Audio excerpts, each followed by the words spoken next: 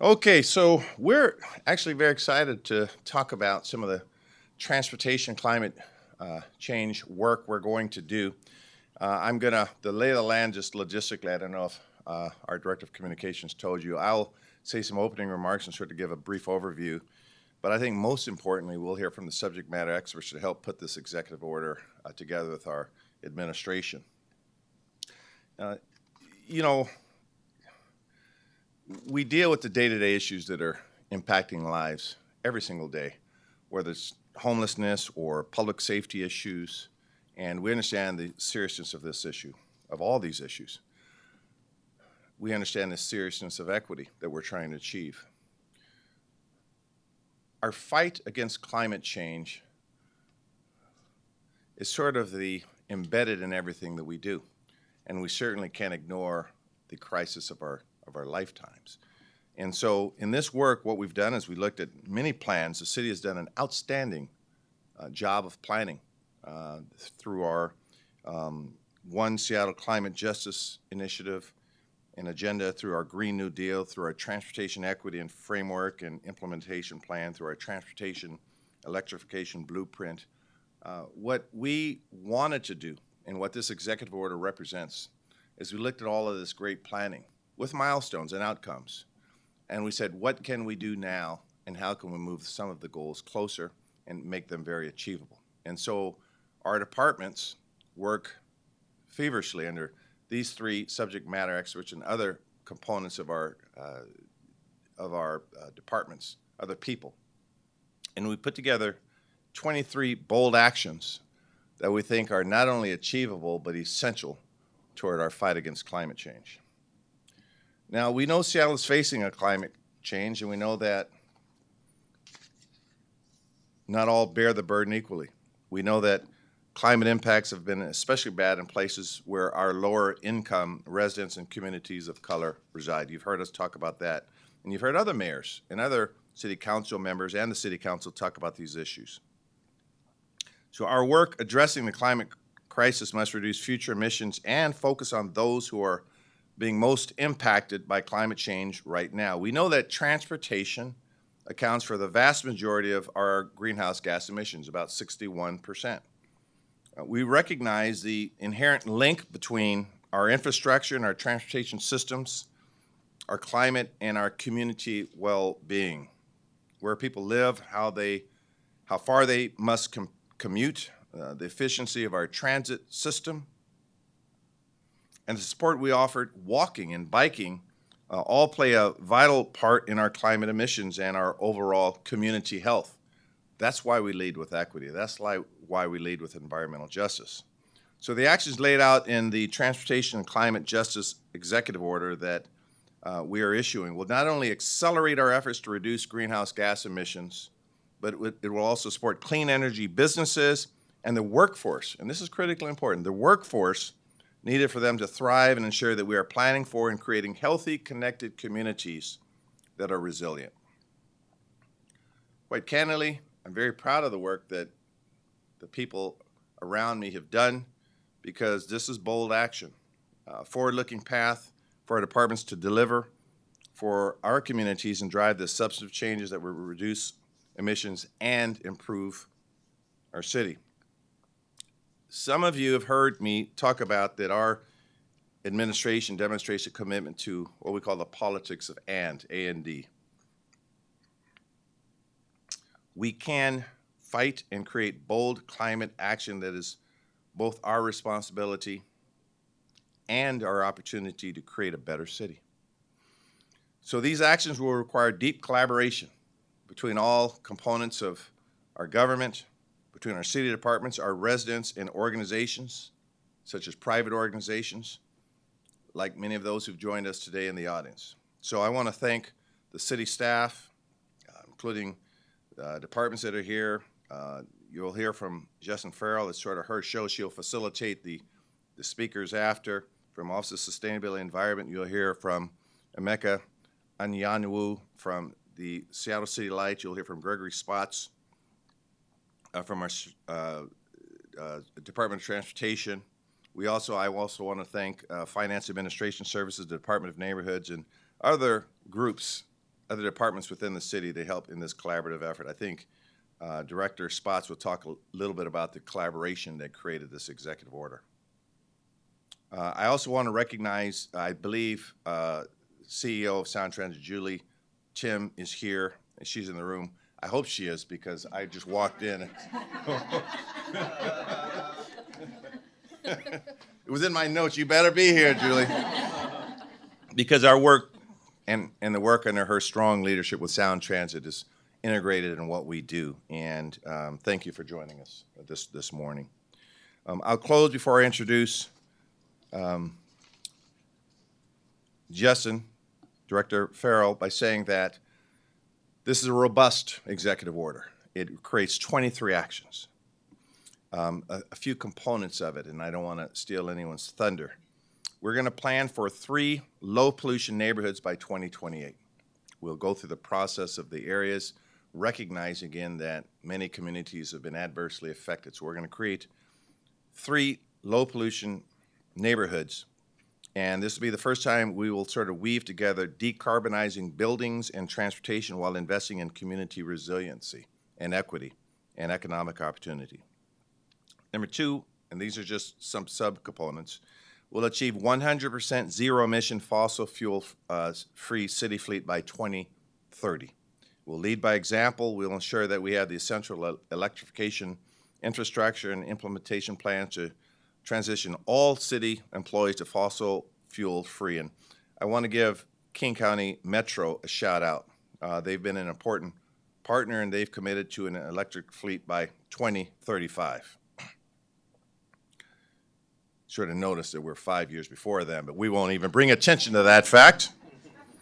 We're going to commit to making 20 miles of healthy streets permanent. We'll update the bicycle master plan, implementation plan, and update the pedestrian master plan, implementation plan to include commitments to healthy streets and expand Seattle's school streets program. This is sort of fun work. I think a month or so ago, I walked with a bunch of children down a safe street on their way to school, and not only healthy, but safe. Safe in any way, however you define safety. And so this work we're going to do to create the 20 miles is going to be incredibly fun and important work. And another component of this is we'll host a youth transportation summit in 2023, building on the community advocacy for free transit for youth. The city will bring together young people to learn how the pandemic has changed their transportation experiences and center their voices in climate-responsive actions. And quite candidly, you know, I've traveled around the world talking to climate experts, and I've said that us young people is where the answers are. In all seriousness, the kids in high school get this stuff. They're growing up in a different world. They're seeing the real effects of smoke inhalation, water pollution, disparate impacts on communities of color. They will be the leaders, political, civic, business, philanthropic, educational leaders. They will be the leaders. And so the work we're going to start doing now in this summit hopefully will lay the foundation here in Seattle. And as I talk to other mayors, and I talk to a lot of mayors, we'll have many mayors here this week. We're going to talk about the educational component, working with our youth to make sure that this work is sustainable. And I think that's a critical component. So I just gave you I just hummed a few bars of the executive order, and I'm going to turn it over to Jessyn Farrell, our Director of Office of Sustainability and Environment, to keep going. And I look forward to hearing the discussion, and we'll answer some questions after. Jessyn Farrell. Thank you.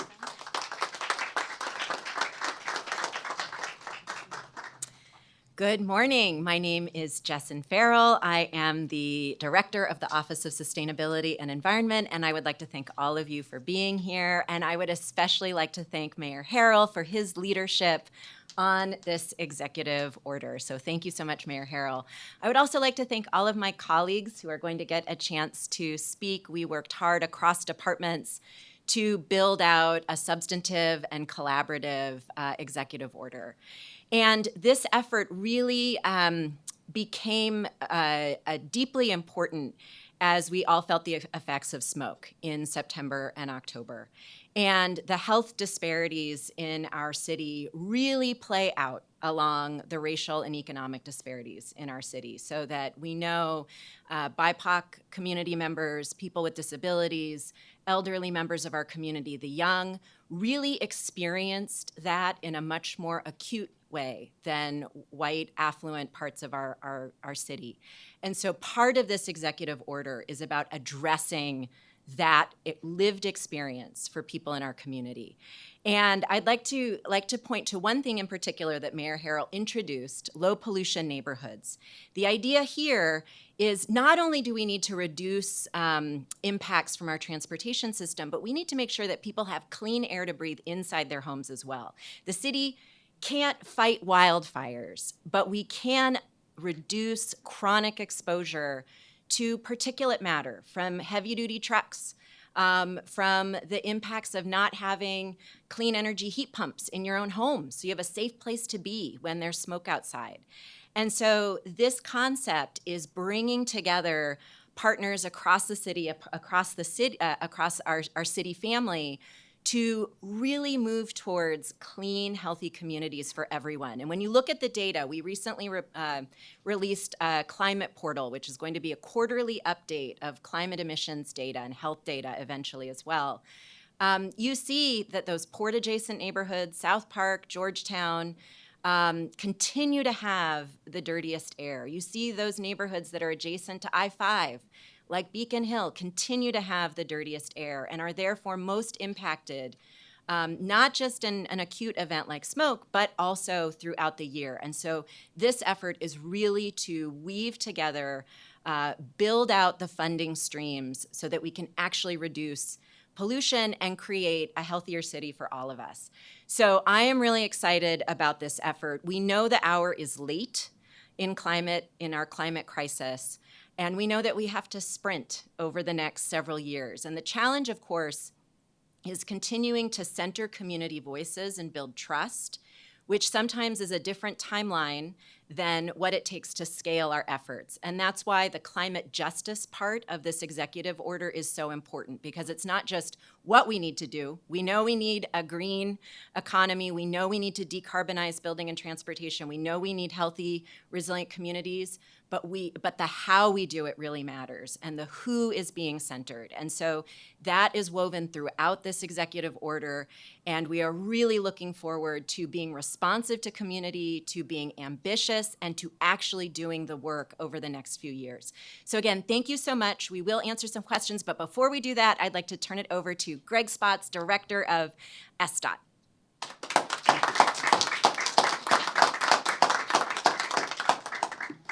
Thank you so much, Jessyn. Thank you, Mayor. This is a very exciting day for us at SDOT.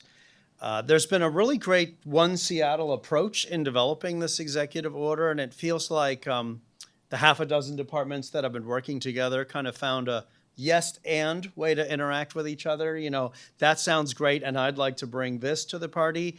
A lot of that has been shaped by your leadership, Adi and Emery, so thank you. It's a very exciting time. You know, a challenge we have, right, is Seattle is relentlessly growing. And so actually, although our transportation-related carbon emissions are largely flat over the last decade, that's over significant growth in Seattle, right? So in a sense, we've been successful in reducing the carbon intensity of our transportation system, but more and more people are living here. We also built more units of housing per capita than any other city on the West Coast in the last 15 years. We've done a lot of really exciting things already in this regard.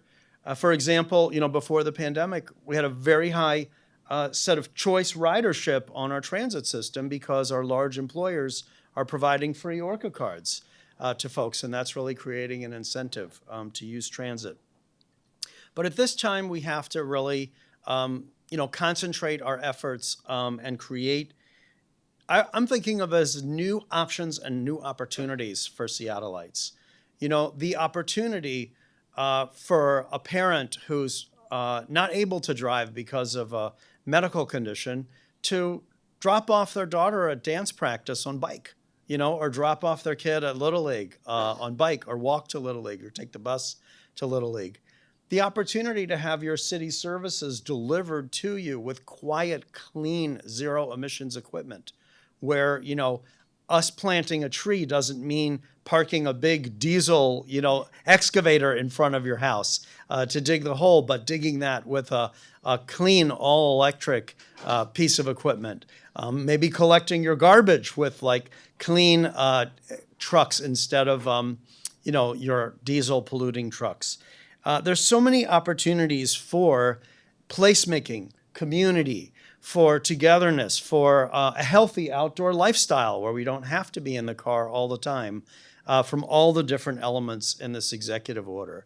And so at SDOT, we're really thrilled to be in a position to more fully realize many of the things that we've started and really present it all to Seattleites as a set of great opportunities and options that not only reduce carbon emissions and air pollution from fossil fuel vehicles, but also actually create a more livable, walkable, bikeable, greener, sustainable, climate resilient city and set of neighborhoods. And we think that can actually make Seattle a more wonderful place to live. So with that, I want to bring on the next speaker, Emeka Anyanwu. He's the Energy and Innovation and Resources Officer at City Light. Thank you.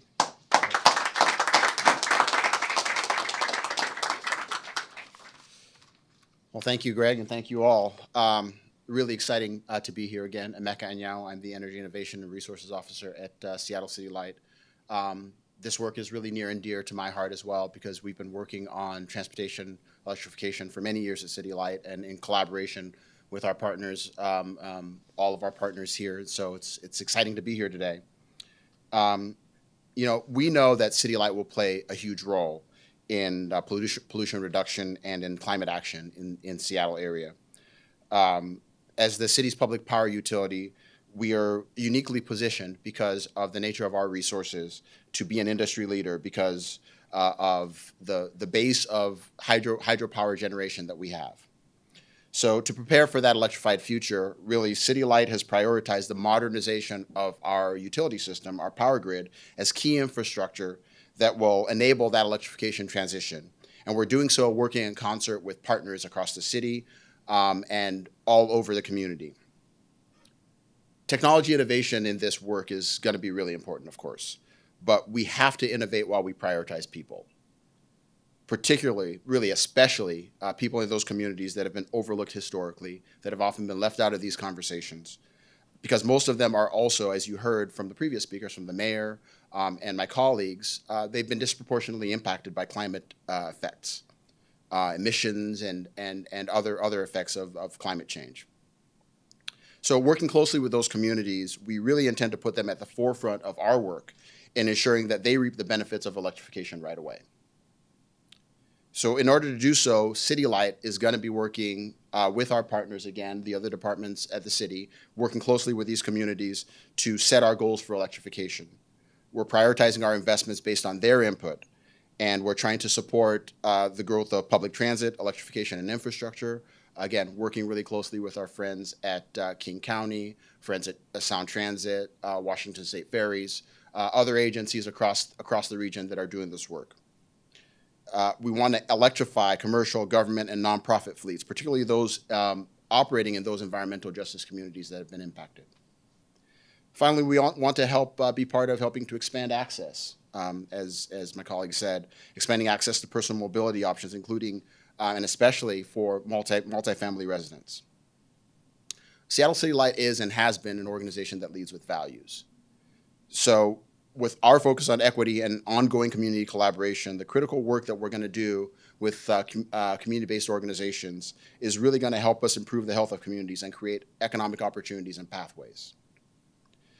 But those goals can't be achieved alone. They require continual cross-departmental support, as you've heard multiple times today, and expertise where we learn from each other, where we share and we develop new ideas and best practices. The work laid out in this executive order really, again, represents a comprehensive effort. We're really excited to be partnered with the other departments of the city to do this. And it has to be sustained over decades across public and private sector partnerships that will ultimately allow us to build innovative solutions that respond to some of the complex challenges of today and tomorrow.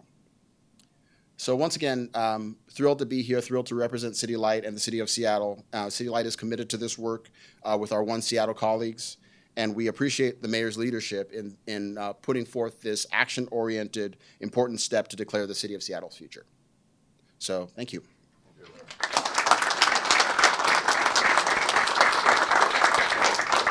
Sign and we'll take questions. All right. See, I got to sign while I'm in a good mood before the question. That's the trick there. We want to squeeze in a little bit behind the mayor. Squeeze in.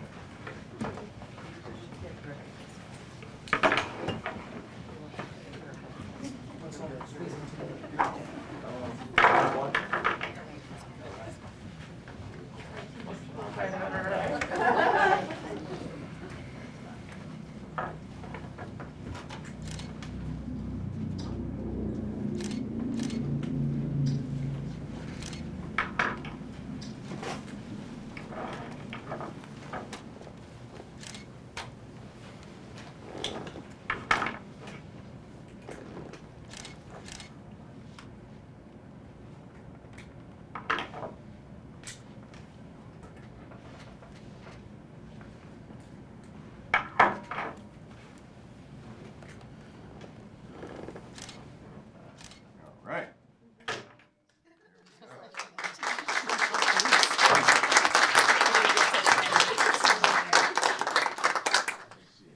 I'm gonna. You're in charge. Okay. All right. Okay. I'm gonna pull into that, and we will. We'll take some questions. I have a little bit of a time challenge, and so hopefully questions on topic. We'll lead with those, if I'm not mistaken, and then, of course, there may be some off-topic questions. I always have a hunch there will be. But go ahead. Jamie Housen, will you direct the questions, please? Yep. If you have an on-topic question, please raise your hand. Ryan? Sure. Seattle has not made progress toward its goal of reducing vehicle miles traveled since the 2013 Climate Action Plan. Can you talk a little bit about how the low pollution neighborhoods could further that goal? Yeah. So, Greg, I'm going to turn to you in a minute here, but let me at least react to the question too. I assume one question was also going to be what neighborhoods are we looking at? Although you didn't ask it, but I wanted to say a little bit more about that. So, of course, we'll look at where the data leads us in terms of neighborhoods most impacted. We know even the life expectancy in certain areas is lower because of greenhouse emissions, and quite frankly, it's just bad air. Let's just put it that way. But Greg, could you want to handle the question? I think there's tremendous opportunity for us in creating options to get around your neighborhood without needing to use the car. And maybe in the past, big cities have focused so much of their transit and active transportation efforts on the commute, on the morning and afternoon commute. We now know that an era of remote work has dawned where on Mondays and Fridays there's substantially fewer people commuting. And so I think, these zero pollution, low pollution neighborhoods can really offer an opportunity to make it convenient, fun, and healthy to walk, bike, and use transit in your community rather than necessarily drive everywhere. And we have seen, even in the smallest ways, sometimes when we facilitate the arrival on bike or on foot or on transit, new businesses crop up or businesses grow that actually find they can cater to all these additional customers who can get there rather than the 10 cars that can park on the block. So I think there's tremendous opportunity there in looking at both reducing carbon emissions for our commute, but also all the other different trips that we're making in and out of our neighborhoods. On-topic question. Going once. Going twice. Okay. Other questions? Paul? Mayor, I wanted to ask about public safety, 3rd Avenue, Pike and Pine. Close to a year now that police emphasis was announced in that area. I talked to the owner of Piroshki. She said that safety there has been inconsistent at best. So is that plan working? And how do you convince businesses to come back? How do you convince people to feel safe in that area? You've talked about reactivating downtown. how do you convince people to get back there? Yeah, thanks, Paul. A few things. So we're gonna, I'm not sure how much at liberty I'm supposed to talk about this, because we have in draft right now a plan that will probably be announced in, I don't know. I don't want to speculate. I always get in trouble. But we're gonna, it's bringing together everything we've talked about in the last year. Now, this last year was a tough year. I'll be candid with you that I did a fairly forensic evaluation of all the city systems and how we get the outcomes that we want. And we know that my number of police officers and even the money we're paying our social workers to do and mental health treatment counselors, that it wasn't as coordinated as I'd like for it to be. So we have an activation plan downtown that we will describe in better detail in the future, where we're pulling together all of the components, activating the city, bringing in people to help those that need help, working with our Office of Economic Development, looking at small businesses on what we can do to assist them, making sure as we recruit officers that they're out walking around, activating the city, looking at the music and arts and culture components of people, bringing vibrancy to the downtown, looking at SPU and our utilities, making sure we're looking at graffiti issues, this closely linked to our graffiti plan. So that's how we incentivize businesses to come back. We activate it. And when I opened up the Westlake Mall holiday lighting event, I said Seattle's back, because it starts with this. It starts with claiming it, saying we're going to bring it back. We're going to work together. And so I'm a pretty good motivator, but what I do better than that is I start putting together the strategic plan. So working with our Director of Strategic Initiatives, Tim Burgess, we have a plan that, quite candidly, it's been drafted. I'm still changing it. And so hopefully next year you're going to see very real, tangible results.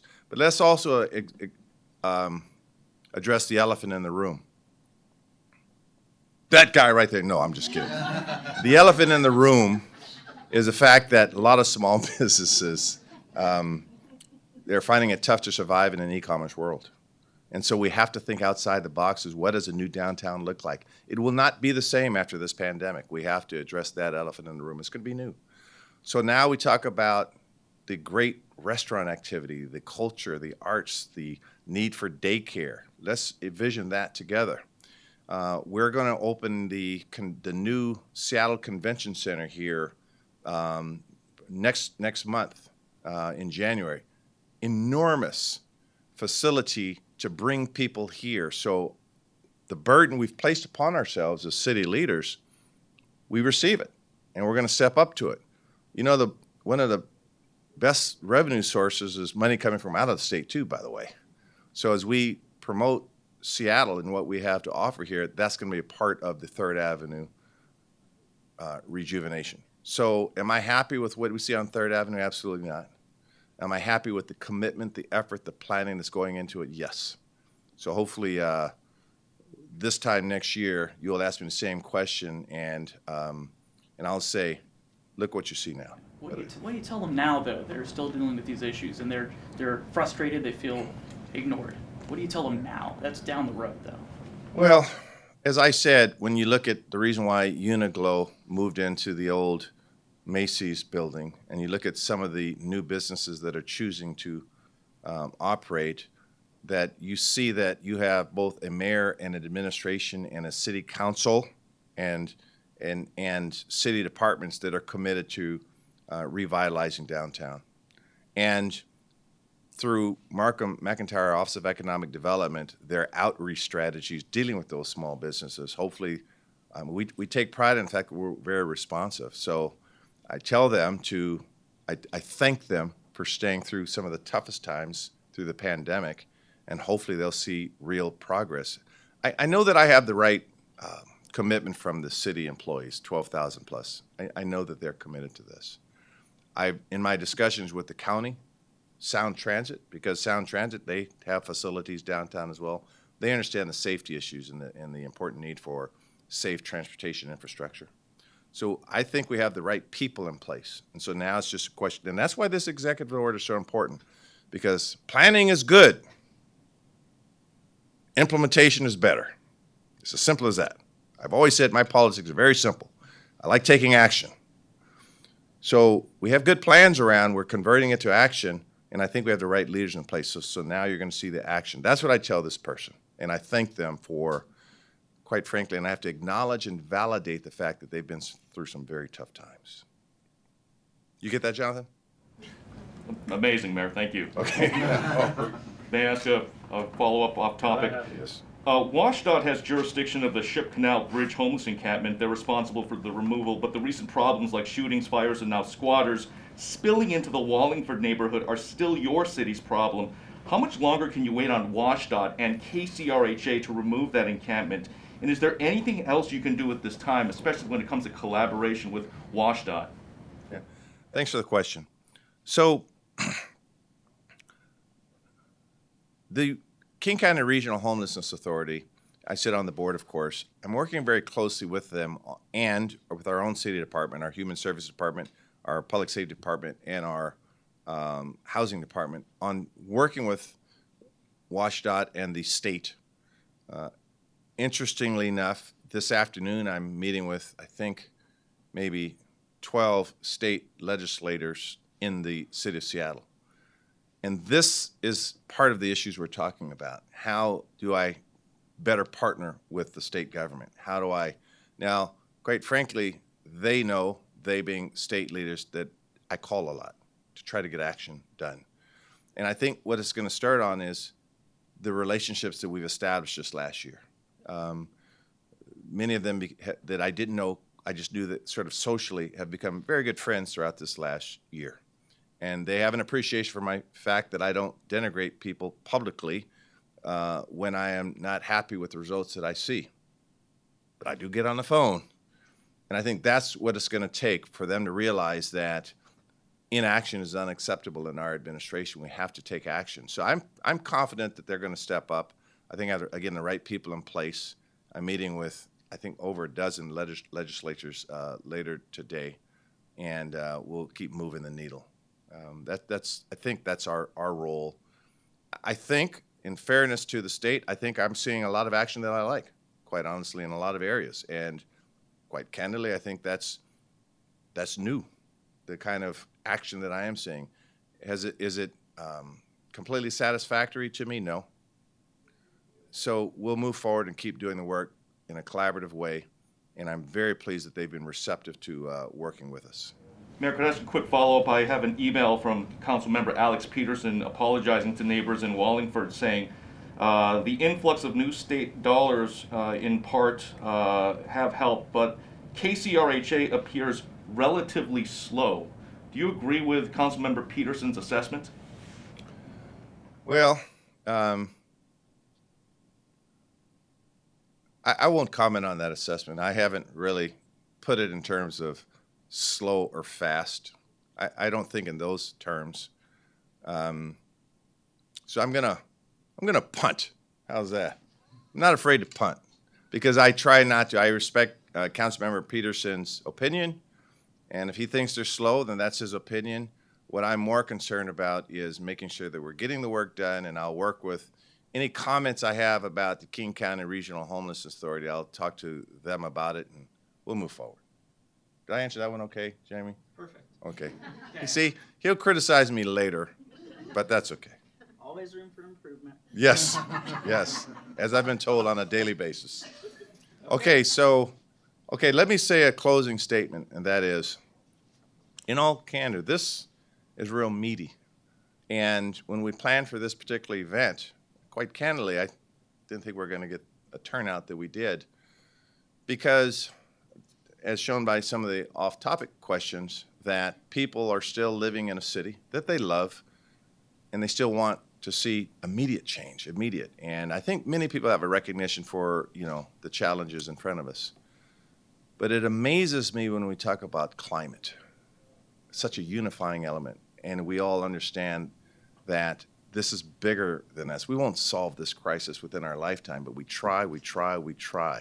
And so I'm very pleased with many of you coming out. I just got to say that it warms my heart as the mayor to see that we all are unifying together on our fight for climate change. And quite frankly, it's such a unifying element.